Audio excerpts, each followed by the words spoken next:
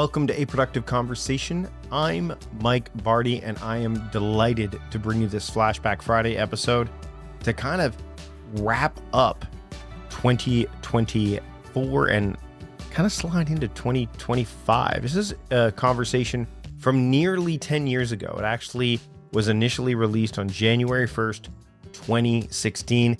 This is a conversation with Cal Newport, where we discuss his work at the time that was the most resonant, deep work. Now, in this conversation, we talk about the importance of focus, how to eliminate distractions, and why deep work is a superpower in today's economy. And frankly, while that conversation took place in 2016, there's a lot of things that we discussed that are still relevant today, perhaps even more so. But what has Cal been up to since our last conversation? Well, let's get into it. He has shared 3 more books with the world since we had this conversation. Digital Minimalism, which we also had a conversation about, and we'll link to that episode in the show notes. He also wrote A World Without Email.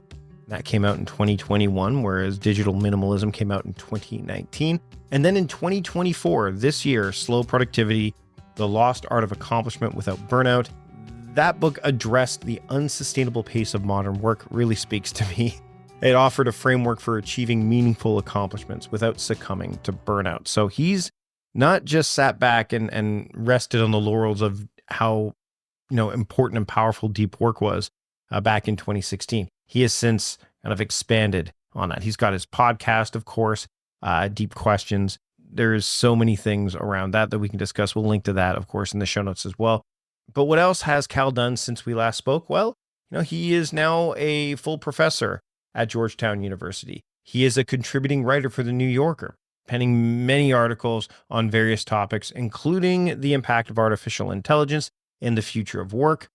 And then in 2022, he launched thedeeplife.com, which is a portal that houses the podcast we've already mentioned, Deep Questions, and has an extensive library of original videos. It kind of serves as a hub for the deep life movement that he advocates, which again, deep work kind of leans into the deep life altogether. So through all of these endeavors, Cal has continued to influence discussions on productivity, technology use, and work culture. He's building upon the concepts that we discussed in Deep Work. While I like to get the authors on to discuss what's been going on, Cal has an abundant amount of things going on. We weren't able to connect for this Flashback Friday episode. It is the holiday season as well, so there's lots of family stuff going on. His family has expanded also since we had this conversation. So there you have it. I strongly encourage you to keep up with what Cal's got going on.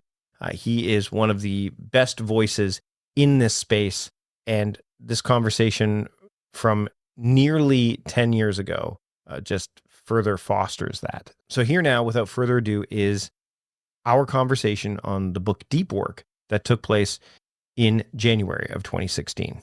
Enjoy. Cal Newport is with me. He is the author of the new book, Deep Work. What's the subtitle of the book, Cal? Because I don't have it in front of me. I have like this really, really special copy that I can't even share with anybody as I'm doing this. The illegal copy that that no one's supposed to know about. It's Rules for Focused Success in a Distracted World.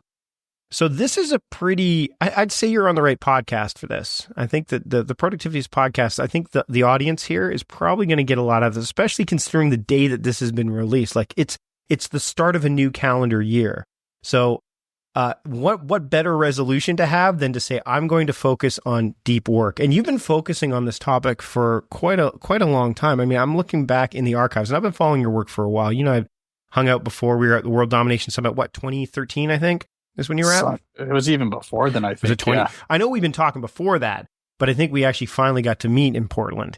Yep. And then as we're just before we started recording, we're planning when I'm going to be in DC to get together as well, because that's where you're based. But this topic has been going on for a while. And if you just Google Cal Newport and Deep Work, one of the first things that shows up is a blog post from like 2012, some notes on deep working. Can you dive into that a little bit and explain to people what deep work means to you? Yeah, so I define deep work to be when you're focusing without distraction on a cognitively demanding task.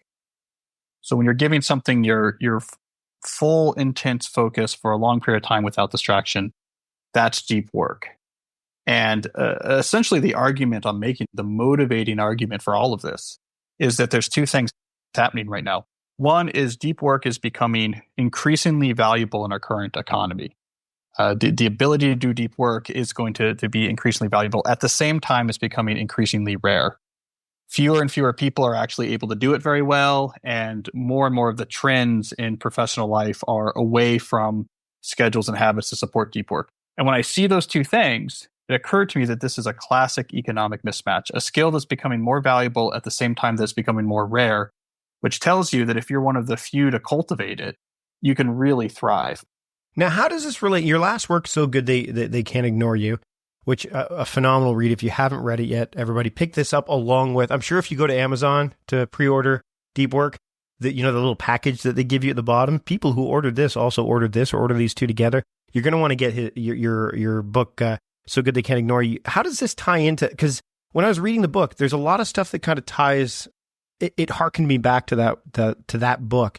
What can you say? Like, this seems like an evolution of what you were doing before, like in terms of a little bit diving into one aspect of it. Would that be fair to say? Yeah, it's a natural progression, I would say. The last book, So Good They Can't Ignore You, was asking this question: how do people end up building working lives that they're passionate about? And it pushed back on the common idea that we all come hardwired with a pre-existing passion that we have to identify and then use it to select our job. And it said, no, if you actually study the research, if you actually study people who love their work, for the most part, it's actually flipped. They get really good at something and the passion follows. So therefore, if you want to build a working life you love, your first step is going to very rapidly become very good at things.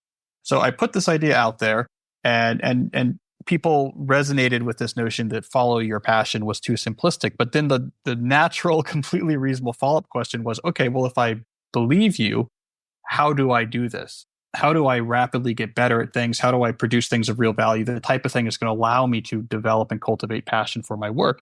And the answer to that is deep work. So in some sense, this book is the how-to follow-up to that book before. It tells you how this is the skill that allows you to create things of real value, to create a working life that you feel really passionate about. It's the how-to of how to actually do that.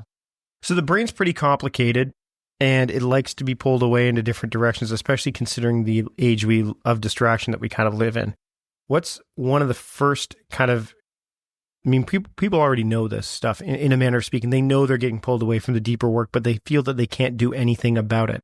What's one thing that, I mean, just without giving too much away, what's one thing that they could do that's maybe even simple and just something small that they can do to start to recognize that they can carve out or that they can start to carve out this time that they need so they can have the focus they need to do the deep work? What's one thing that they could start to do just now? Quit Facebook. Now, that sounds simple, right? And it really is. I mean, if you're willing to let it go, were you ever on Facebook at all? I don't think you were. I've never been on Facebook, no. Okay. So what about the argument that, well, but it's how I connect with my family members that are across the miles, or it's how I do that, or it's how I do business? Some people are like, well, I'm building a business and Facebook's a great brand. What is the argument? What do you say to people who have that argument against leaving Facebook behind? Well, the specific point about quitting Facebook, I think, hits a larger philosophic point, which is if you really want to make your ability to focus, your ability to work without distraction, a primary goal of your professional life, something that you really center your life on, there's things you can do that helps indicate to yourself that you're taking that seriously. And so when I advise that more people should quit Facebook, not everyone, but that more people should quit Facebook, it's not necessarily that will suddenly free up so much time that you'll have open schedule and be able to do deep work without any problem. It's more about recognizing that these services have been cleverly marketed by these companies in California to make us feel that they're somehow at the core of our modern culture and society. But the reality is they just operate in an attention economy. They have very high-priced psychologists who work on making these as distracting as possible, developing these applications to grab our attention and to distract us as much as possible. So it seems to me, if you want to prioritize focus and the ability to concentrate in your life, stepping away from this attention economy, this economy where we have people being paid tons of money to figure out how to distract you, psychologically speaking, is a step in the right direction. It's not unlike once you decide that you're going to take maybe running seriously as a hobby, quitting smoking. I see it in a similar sort of analogy. These services have been marketed as this is the key to modern society. The reality is it's an ad selling business, and the whole industry is built upon grabbing your attention. One of the things that I was going to touch on is, and I think I talked about this with when Clay Johnson, this is on one of my older podcasts when we talked about the information diet, is this idea of so much information coming at us all the time, and that pulls our attention away. Do you have a smartphone? I do have a smartphone, though it was somewhat reluctantly foisted on me. And I think, in the beginning of the book, you mention it, I think, right? Didn't you say like it was kind of, I think you've mentioned it to me before. Maybe it wasn't the beginning. It was the beginning of the book. Yeah, it was the birth of my first son. Right. My wife said, you have to have a phone that works. You have to have a phone that I like, the text messages will show up and I can send you photos. And she forced me to get one before he was born. So you're not an Instagram dad. We're going to assume that right from the get-go. Not, yeah. I've never had a social media account. So I'm not an Instagram, but I do my wife does text message me pictures of our boys, which I do appreciate. So I have a feeling I know the answer to this, or at least part of it. But when you got that smartphone, what was the first thing that you did with it? Well, when I first got it, because it comes preloaded with what it wants you to do, right?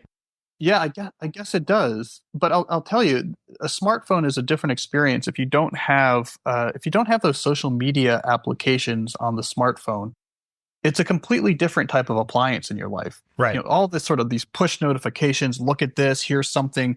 The ability to just hit a button. The engineers of these services are great at the experience of the app for something like Facebook or Twitter, or Instagram. You just press this button and there's something interesting about you right away. And they minimize the movements of your finger necessary to see something more. Continual scrolling, this notion that you could keep scrolling and it just loads automatically. That was invented by attention engineers to get rid of friction points so that you would keep paying attention.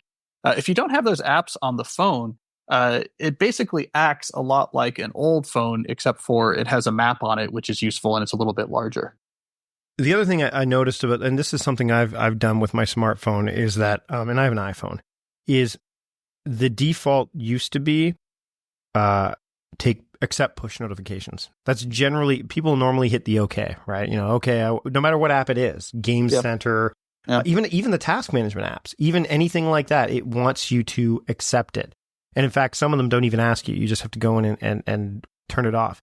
The phone is not designed for you. It's designed for the company to get you to kind of. Apple would love you to know how that phone works inside and out. That's what they want you to do, because that way you'll get the most out of it.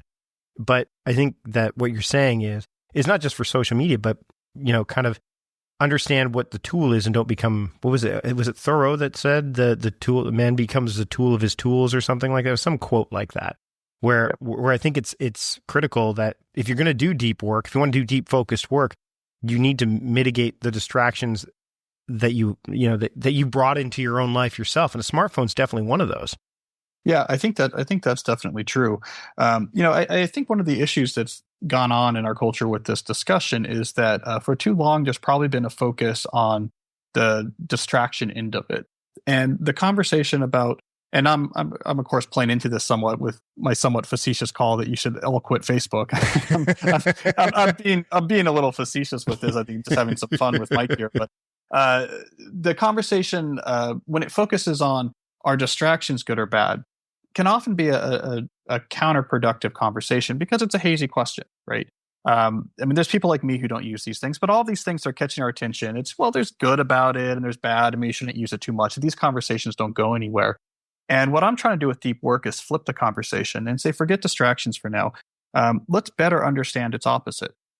So let's better understand what happens when you're operating in a state of non-distraction. And I think we've gotten away from understanding just how valuable the ability to focus intensely has become. It's valuable really in three different ways. One, the ability to really focus without distraction is absolutely at the core of learning complicated things. So if you want to pick up a new skill, a new system, understanding a new type of mathematics or a new philosophy or a new computer system, you need to be in a state of deep work. If you're not giving it focused attention, we know from both psychology and neuroscience that you're really going to pick up that skill very slowly. We also know that when you're in a state of really undistracted concentration, especially if you can go for a long time without distraction, your rate of production skyrockets. So I tell a lot of stories in the books about people, including examples from my own life, where by cultivating a deep work habit, the actual amount of stuff you produce per week can really, really go up as compared to someone who has more distractions. And then there's this quality feature. When you're frequently seeing things that are distracted, check your email, work for 20 minutes, check your phone, work for another 10 minutes. You're basically working with a cognitive handicap. You're working at a fraction of your cognitive capacity. So the value of what you're producing, the quality of your writing, the sharpness of your thinking about your business plan is greatly reduced. It's like hiring a professional athlete and then making them wear weighted shoes on the court, right? We're all operating at some fraction of our maximum capacity. So really what I'm trying to do with this is say, distractions, I don't know. There's value. People maybe have some use for Facebook that's useful. Twitter allows you. I don't care about that so much as let's think about what do you get when you have non-distracted time.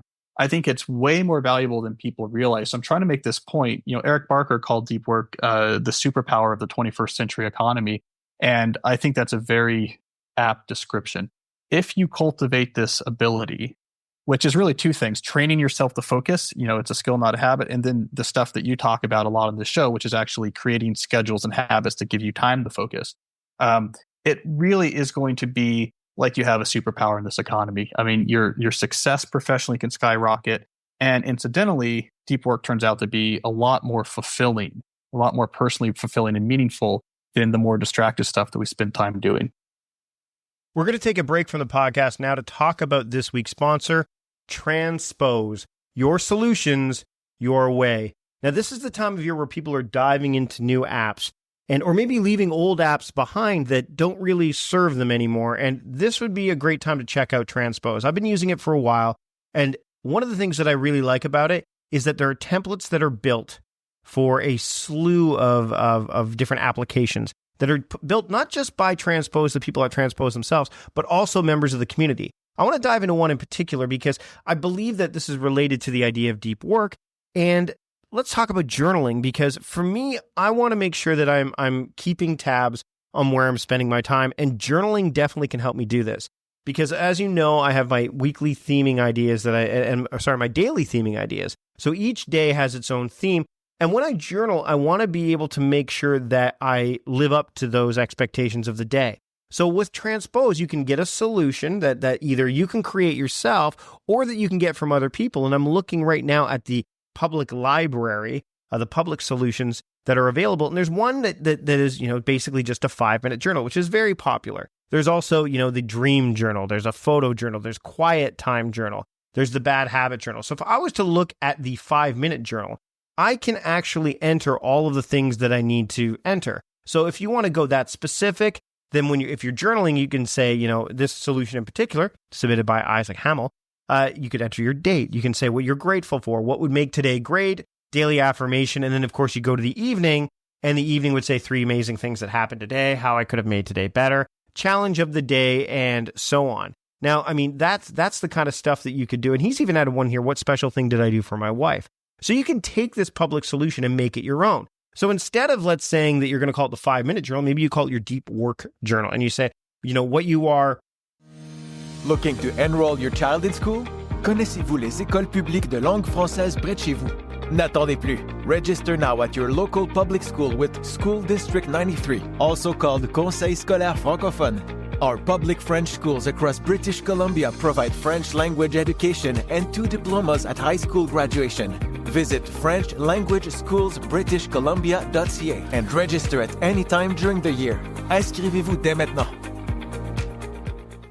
Meal planning is important because it prevents us from being a disappointed wreck when dinner time comes around and we have no clue what to make, or even if we have the ingredients to make the meal. It's a time and a money saver, but most importantly, it frees up valuable brain space. Creating a meal plan prepares us for the week to come and gives us peace of mind that we're organized and can feed ourselves and our family. That's why I do it, and that's why Plan to Eat helps me do it. Your subscription includes access to the Plan to Eat website and fully featured mobile apps on iOS and Android. And Plan to Eat gives you the tools to clip and organize recipes from any website, the ones your family loves and that fit your dietary preferences and needs.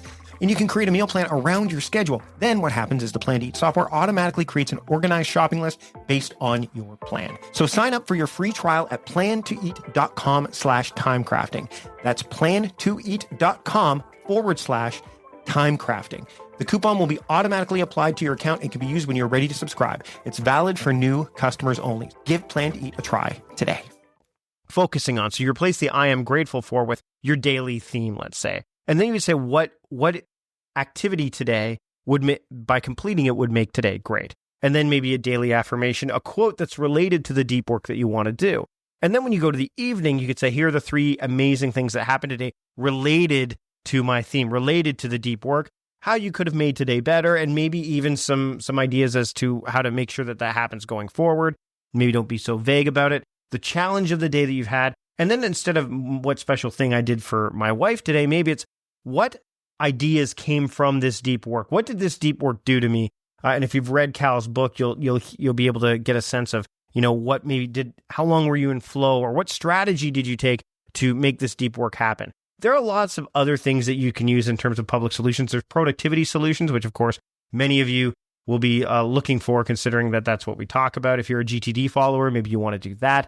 There's also, action items that you do, end of the day questions, simple notes, SMART goals, things like that. Meeting minutes, for those of you who are into meetings, you may want to have those. And then there's just general business ones as well, if that's what you're looking for. So business ones would be, along the lines of like a sales CRM, which might be important if you want to get better at tracking that in the new year. There's also fitness solutions that are available. So what I love about Transpose is that the solutions you can make yourself. And as you get more familiar, you're going to want to dive in and customize it for your own liking. But until then, there are plenty of public solutions out there for you to use. They're available on the web through public URLs. They're available through the app. You have a native app on the Mac now as well. There's so much to enjoy about Transpose. Really, Transpose is your solutions, your way. So I would encourage you strongly to check out Transpose. Go to transpose.com. Tell them Mike Vardy sent you if they ask. And I'd like to thank them for sponsoring this week's episode of the Productivityist podcast. Now let's get back to the discussion. Do you think that diving into work so deeply is terrifying for some people? I know that in some times, when I was working on the Now Year stuff, I felt, and I would dive right in. Like I would disconnect from the computer. I don't schedule it as rigid. I know you schedule your day, right? You still schedule your day. Every block of every time is scheduled, right? Like it's blocked completely, right? I'm a time blocker. Yeah. We can talk about it a little bit, but we will follow that schedule because I theme. So I basically do it on a much more. I guess mine is a bit more flexible. I guess, but the point is that when I spent time working on the Now Year stuff, I remember diving into it, and there was a part of my brain as I was spending time writing, and I think this is the part of your brain that really, it's that fight or flight part where it's like, why are you working on this? No one's really going to get it. You're going to have to work really hard to make it. Wouldn't it be easier just to go write a blog post right now? Honestly, you could have probably spent time blogging instead of writing the book, but you dove into the book work, right? Do you find that people are terrified, and why? Why? Because, it does come up.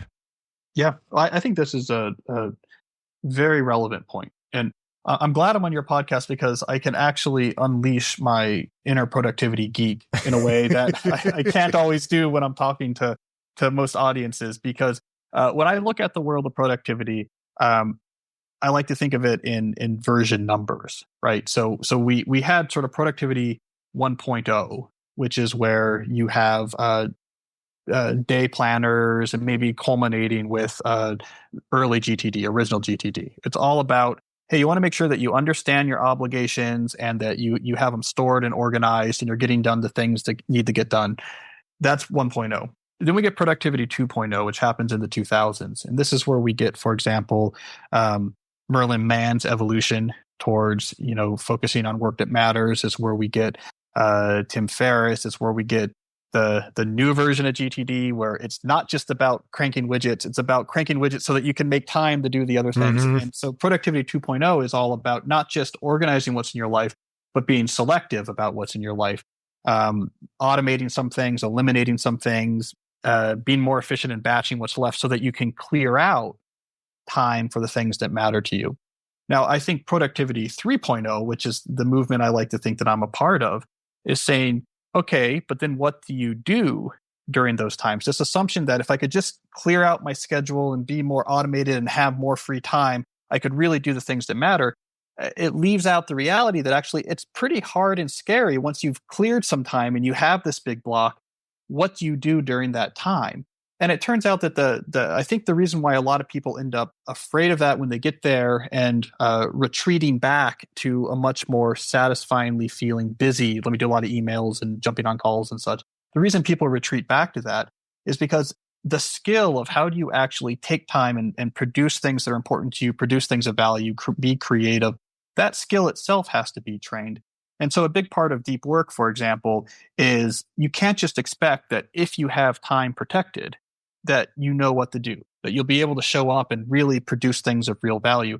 It turns out that that ability has to be trained just like any other skill. I think people think incorrectly sometimes that deep work is a habit like flossing. They know how to do it. It's just a matter of they need to do it more often. But it's not. It's more like a skill like playing the guitar. It's something that you actually have to practice and train before you can expect to do it well. So I think a lot of that terror that you're talking about, at least some fraction of that, comes from the reality that when people actually face the long unbroken block with the aspiration to do something important, they're coming across the reality that they haven't trained their brain to really be able to focus intensely and fully leverage all of their skills and produce things they're proud of. So that's why sort of a big part of the deep work push is not just the productivity 2.0 stuff. How do you clear your schedule, be on top of your stuff, don't be overburdened? It's also this productivity 3.0 stuff.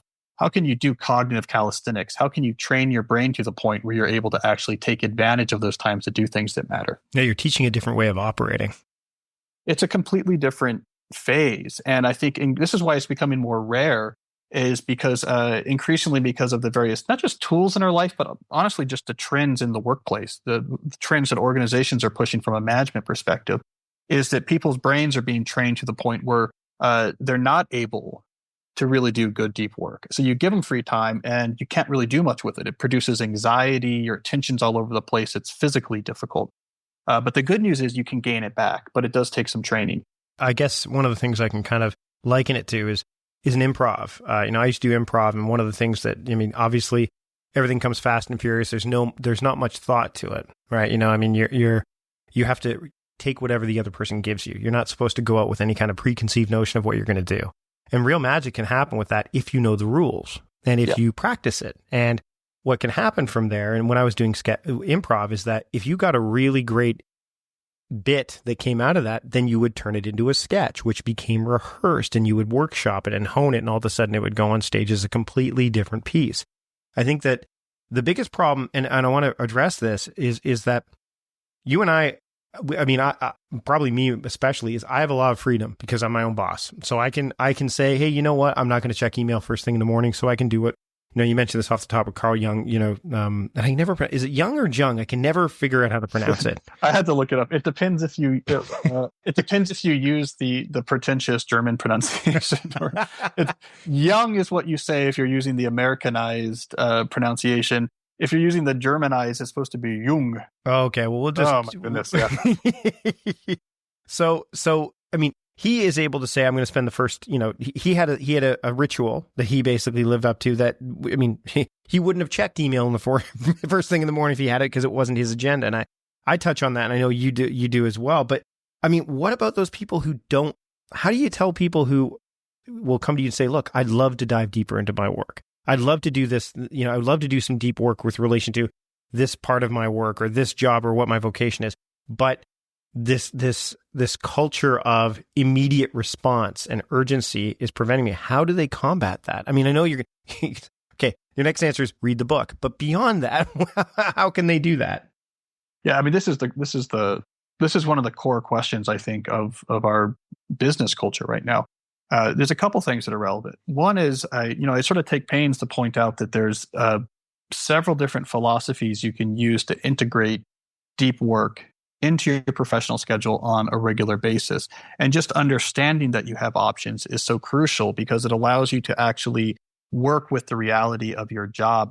I found this counterproductive where you take an example of someone who is, just a beautiful example of deep work, someone who lives in a cabin in the woods and does nothing but deep work. And if you try to shoehorn that into your life as, say, a management consultant or something, it's just going to be a recipe for failure. It's not going to work. It doesn't fit the reality. So it's important to recognize that there's multiple different philosophies for how you can integrate this into your working life. The right one is going to depend on what type of work you do. So on one extreme, for example, you have what I call the monastic philosophy. Now, this is the extreme. You basically eliminate shallow work from your life. You're not reachable on email. You're not on social media. You just want to do deep work. That's more or less accessible only to a very small number of people, such as professional novelists or artists. But there's other options. So then you have like Carl Jung, who did what I call the bimodal method. So he actually lived a very busy lifestyle most of the time. He lived in Zurich. He had a very busy practice as a clinical psychologist. He was also really keyed into the university lecture circuit there and the coffee house circuit. It was basically the early 20th century version of one of these Silicon Valley denizens of today. He was very connected. But he also had this house in the woods by a lake. In the countryside outside of Zurich. And so he was a bimodal philosophy. He was either completely on, or he would be at that house for a few days where he would do nothing but deep work. Then you have the rhythmic philosophy, which is, the same time every week, the same place, I do deep work. And that's part of my schedule. But outside of there, I'm doing all the other stuff. And that could be early in the morning or more in your night owl style later at night. But it's, I have the set time I do it. Then you have this journalistic philosophy where, you look at your schedule where time seems like it's open, and then you block it off like you would any other meeting. It turns out that people in the professional world respect this notion of, oh, I'm booked for these hours, so we'll have to set up our meeting another time, or I didn't respond to your email because I was in a thing from 12 to 3. People understand that terminology. The key here is that there's a lot of different philosophies for how you integrate deep work into your life. And so starting from the reality of your current job is key if you're going to succeed with making this a bigger part of what you do. Yeah, tackle the certainty before you dive into the uncertainty. That's right. So, an example would be Schedule Once. I use a tool called Schedule Once. And what that does for me is that if people want to book, you actually had to use it, I think, to book for us to book our time, right? I said, here's my link. Yeah. So what it does is it creates this boundary.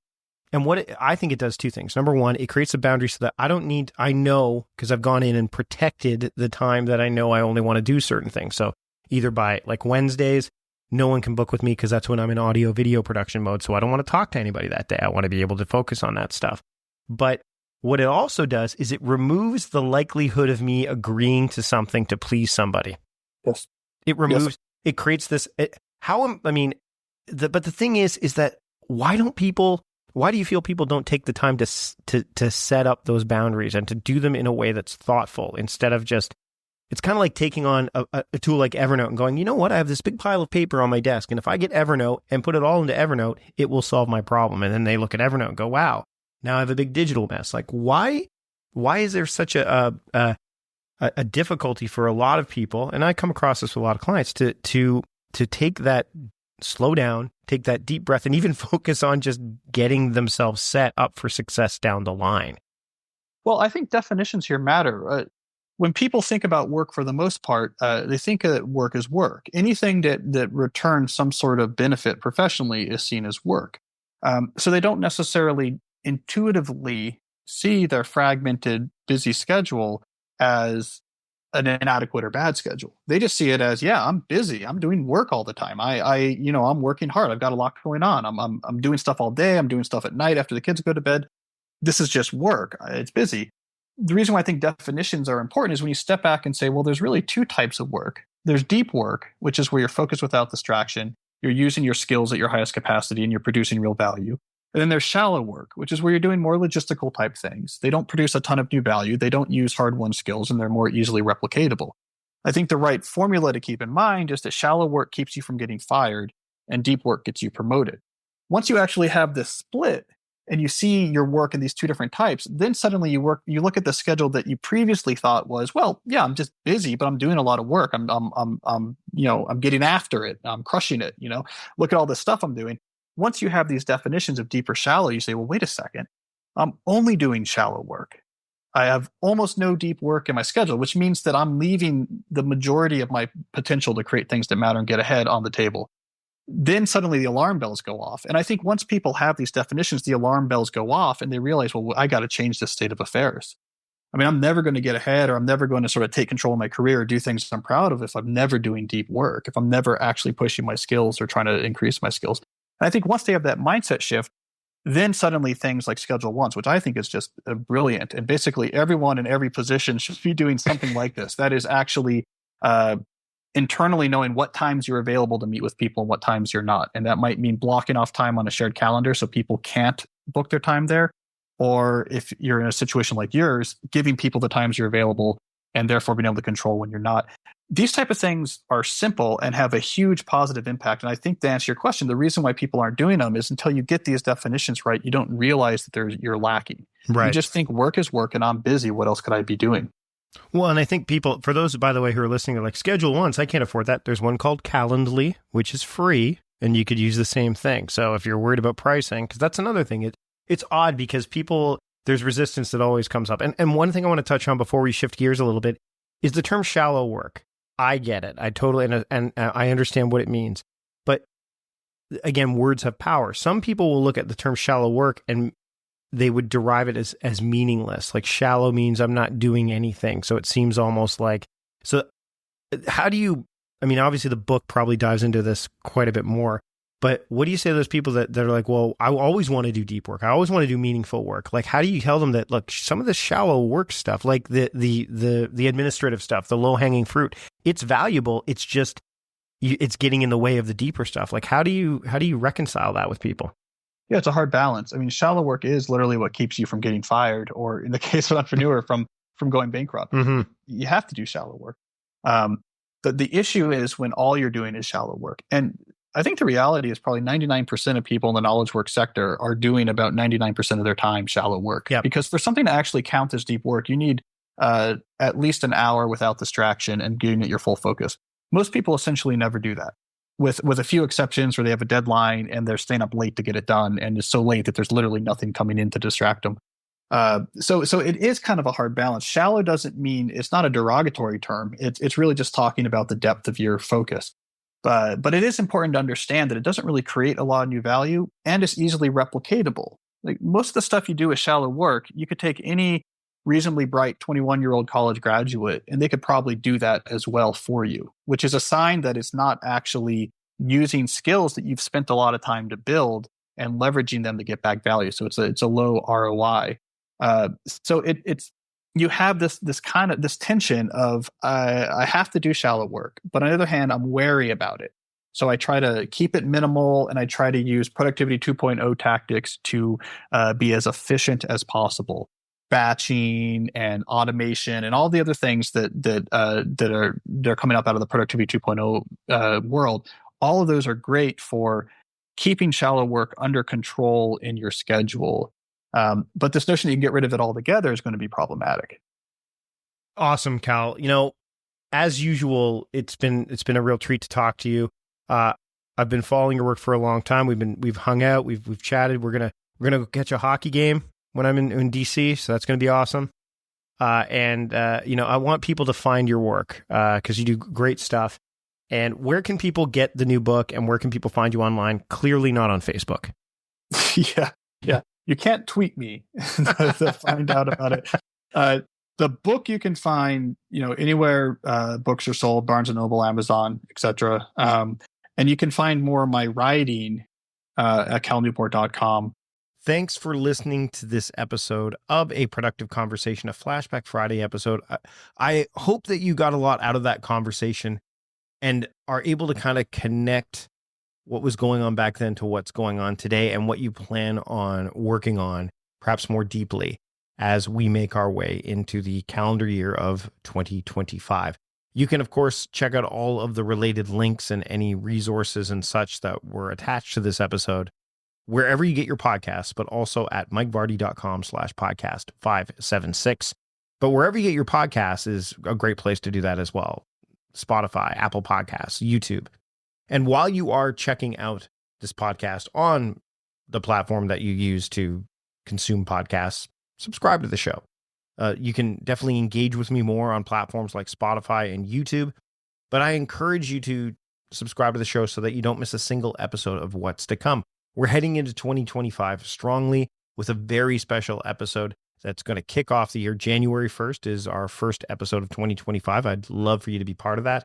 But we also have the Flashback Friday episodes, as well as our monthly series known as PM Talks that kicks off season 2 in just a couple of weeks from now. So again, subscribe wherever you get your podcasts. That's one way to support the show. Another way to support the show is to check out the sponsors that you heard during today's conversation. Go to mikevardy.com/podcast sponsors. If any of the sponsors resonate with you, click on those links. That way they know that we sent you. That's it for this episode. Again, we've got a very special episode to kick off 2025 that I'd love for you to join us. That's coming up next. But until then, I'm Mike Vardy, the host of A Productive Conversation, reminding you to stop doing productive and start being productive. See you later.